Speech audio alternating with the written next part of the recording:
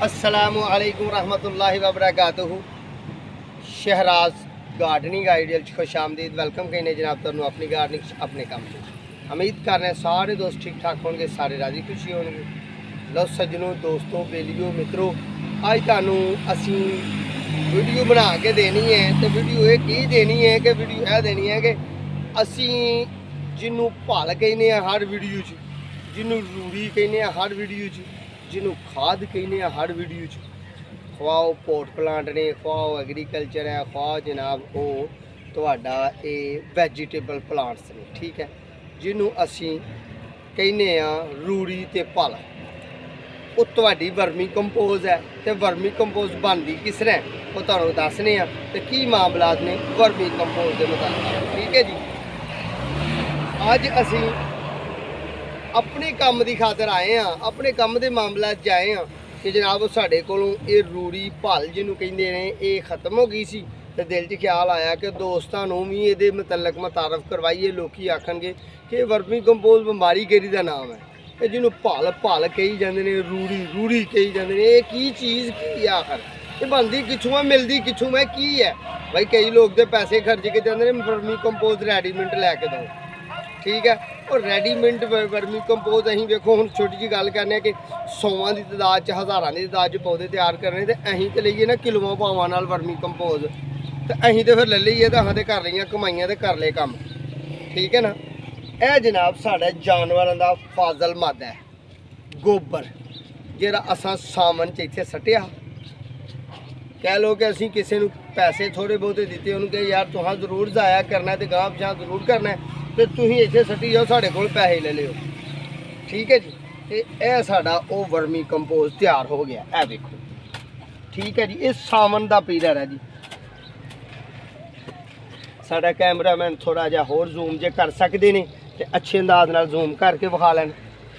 यह वेखो जी, यह साडी है वर्मी कंपोज। ये तुहाडी ते वर्मी कंपोज है जी, साडी ते पंजाबी विच हो गई रूड़ी भल। ठीक है जी, ये है खालस ते प्योर।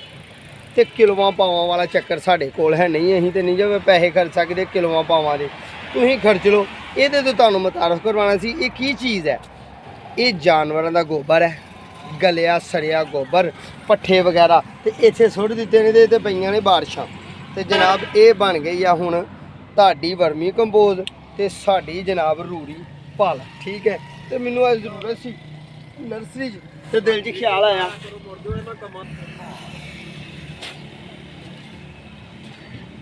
ये जी एक 10 दिन का 12 दिन का नहीं बनता गोबर प्लांट जेह्ड़े ने सड़क के उत्ते साढ़े मामलात ने। तो साढ़े पंजाबी लोगों को एक आदत होंदी है किसी काम दे विच ना दखल अंदाजी देना।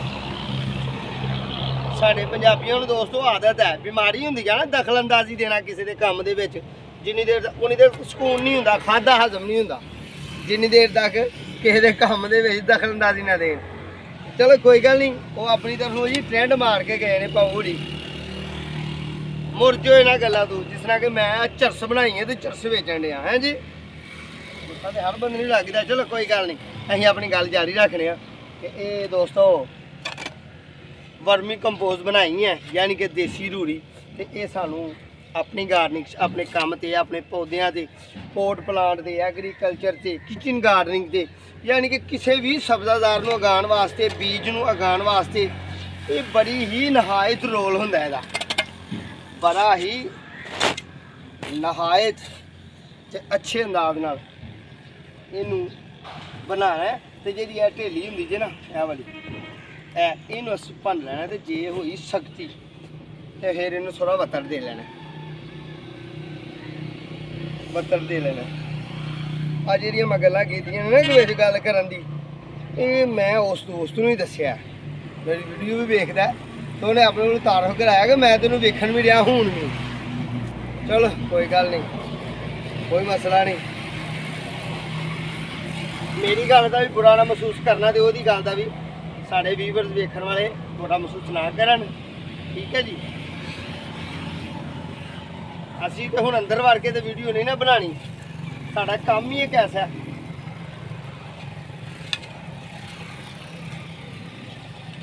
है दोस्तों फिर गल शुरू कर रहे हैं कि जिस तरह कि मैं थोड़ा करीब तो आ जाना। ਇਹ ਜਿਹੜੀ ਹੈ ਥੋੜੀ ਹਾਰਡ ਹੈ, यानी कि हार्ड क्यों कहने अं सख्ती कहने वेखो ना मैं इंग्लिश भी बोल देना, पंजाबी भी बोल देना, उर्दू भी बोल देना कि साढ़े वेखण वाले जरा अच्छे तरीके नाल समझ आ जाए। यह सख्त है, जे तो जाए रंबी की ज़ाद नाल टुट तो ठीक है, जे टुटे ना तो थोड़ा इनू वत्तर लाना है, वत्तर ला के घंटा डेढ़ छड्डना, थोड़ा पानी उत्ते सुट देना तो घंटा डेढ़ इनू छड्डना तो फिर दोस्तों ये नरम हो जाएगी। फिर तुसी रंबी की चोट करनी है, यानी कि पाउडर नमा बन जाए, अच्छे तरीके नाल पाउडर नमा बन जाए तो फिर तुहाडी वर्मी कंपोस्ट रूड़ी पाल अच्छी बनेगी। ठीक है जी। और रूड़ी तो साडी तकरीबन हो गई पूरी, तो ये भी असीं भरदे फिर तुहानूं होर दसने हैं कि इहदा इस्तेमाल किस तरह करना है, इनू मट्टी किन्नी लैनी है तो इहदे विच रलाना किस ने, ते किन्नी देर इहदा असर रहना है। वीडियो साडी आखिर तक वेखियो, चैनल साडे नूं सबसक्राइब करो, बैल आइकन दे बटन दबाओ ताकि आने वाली कोई चंगी जी सोहनी जी इस तरह ही पोट प्लांट दे वीडियो तुहानूं मिलदी रहे। ठीक है जी। ये तुहाडे प्यार नाल तुहाडे राबते वाली ने सारियां गल्लां जी।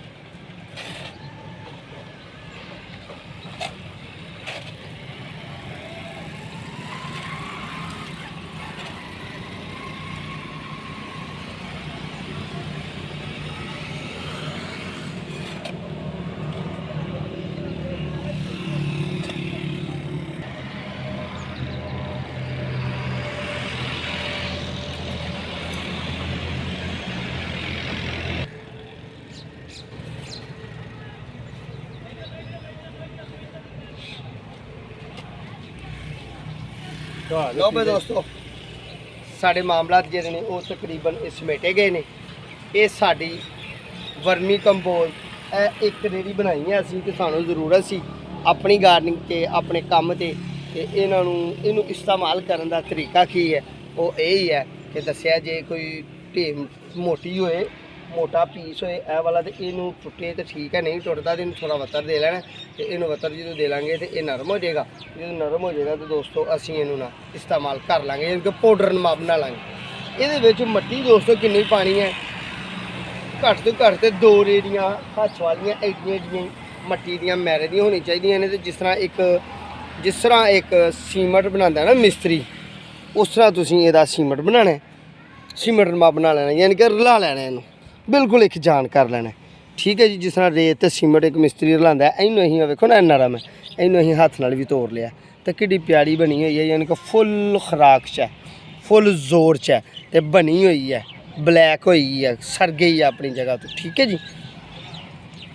तो ये 2 रेड़ियाँ तुसीं मैरे दी मट्टी पानी है तो बिल्कुल मिक्स करनी है, करके तुसीं उगाओ सब्जियां, तुसीं उगाओ गमलियां च पौधे, तुसीं उगाओ जनाब ज़मीन वाले पौधे। तो ये तुहाडी रूड़ी वर्मी कंपोस्ट तकरीबन ये रहेगी, असर रखेगी पौधों के 1 साल तक, पौधे असर रखेगी 1 साल तक दोस्तों। ਜਿਹੜੀਆਂ ਅਸੀਂ ਖਾਦਾਂ ਲੈਂਦੇ ਆ ਉਹ ਖਾਦਾਂ ਨਾਲੋਂ ਇਹਦਾ ਦੇਰ ਪਾ ਤਹਫਜ਼ ਹੁੰਦਾ ਹੈ, ਯਾਨੀ ਕਿ ਇਹ ਦੇਰ ਪਾ ਰਹਿੰਦੀ ਹੈ। ਇਹਦਾ ਫਾਇਦਾ ਇਹ ਹੈ ਕਿ ਖਾਦ ਜਿਹੜੀ ਆ ਉਹ ਤੇ ਤੁਹਾਡੇ ਪੌਦੇ ਨੂੰ ਜੇ ਜ਼ਿਆਦਾ ਪੈ ਗਈ ਹੈ ਤੇ ਉਹਦਾ ਸਾਈਡ ਇਫੈਕਟ ਹੈ, ਨੁਕਸਾਨਾਤ ਹੋਣਗੇ, ਤੇ ਇਹ ਜੇ ਜ਼ਿਆਦਾ ਪੈ ਗਈ ਤੇ ਇਹਦਾ ਫਾਇਦਾ ਹੋਏਗਾ, ਉਹ ਨਹੀਂ ਦੇਰ ਪਾ ਰਹੇਗੀ। ਇਹਦਾ ਦੂਸਰਾ ਫਾਇਦਾ ਕੀ ਹੈ ਕਿ ਪੌਦੇ ਦੀ ਜੜ ਜਿਹੜੀ ਹੈ ਨਾ ਮੱਟੀ 'ਚ, ਜੜ ਮੱਟੀ ਨੇ ਪ੍ਰੈਸ ਹੋ ਜਾਣਾ, ਇਹਨੇ ਪ੍ਰੈਸ ਨਹੀਂ ਹੋਣਾ, ਯਾਨੀ ਕਿ ਇਹਨੇ थोड़ा नरम पलाव रखना है, तो जड़ पौधे जी है ना अच्छे अंदाज नाल बाहर नूं निकलेगी। थानू जड़ पोली जगह होएगी तो जनाब जड़ फैलेगी थले, तो पौधे का तना भी मोटा होएगा, फ्रूट भी ज़्यादा लगेंगे, फुल भी ज़्यादा लगेंगे, फल भी ज़्यादा लगेगा, तो पौधे नूं पत्ते ग्रीनरी सारे मामला तंदरुस्त तरीन पौधा होएगा। अच्छा ठीक है जी।